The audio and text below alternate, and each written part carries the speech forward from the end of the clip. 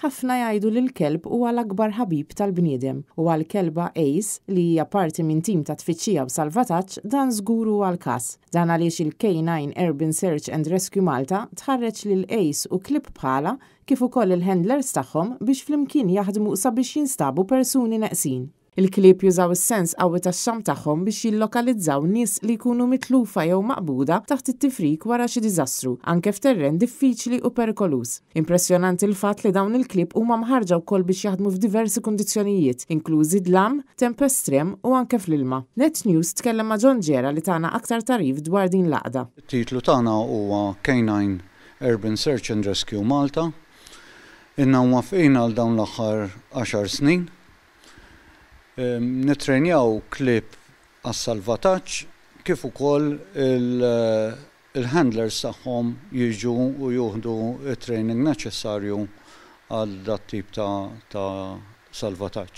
Il-K9 Urban Search and Rescue Malta dan l-aħħar organizzat EU Host Nation Support Exercise. L-avveniment ta' jumejn li kien suċċess kbir ġabar flimkien parteċipanti minn pajjiżi differenti fosthom is-Slovakkja, l-Iżvezja u n-Norveġja. Fl-eżerċizzju parteċipaw 12 kelb barrani u l-handlers tagħhom. Dawn ġew assistiti minn 10 klieb Maltin inkluż is-CPD K9 Unit. It-titlu ta' dal-eżerċizzju semmejnieh EU Host Nation Support.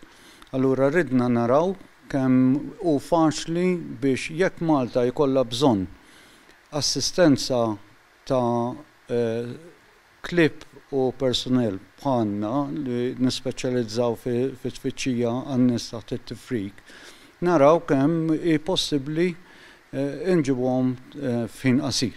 L-eżerċizzju involva sessjonijiet kemm matul il-ġurnata kif ukoll bil-lejl biex jiżgura li l-parteċipanti jkunu preparati tajjeb għal kwalunkwe sitwazzjoni ta' emerġenza. Qabel ma beda l-eżerċizzju kellna anka żmien fejn kellna nippreparaw għalih.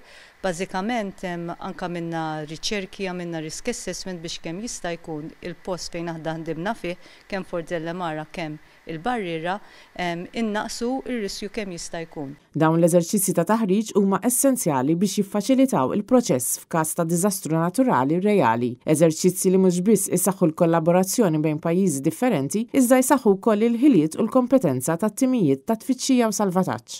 Apparti minn hekk kellna wkoll jipparteċipaw magħna vet li huwa parti mill-organizzazzjoni stess, kif ukoll tabib Dr. Patrick Farrugia li huwa il-head tal-emerġenza wkoll ta' Mater Dei.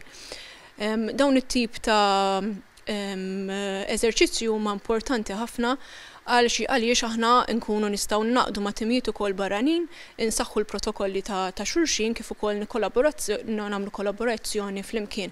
Ruth Zammit għal Net News.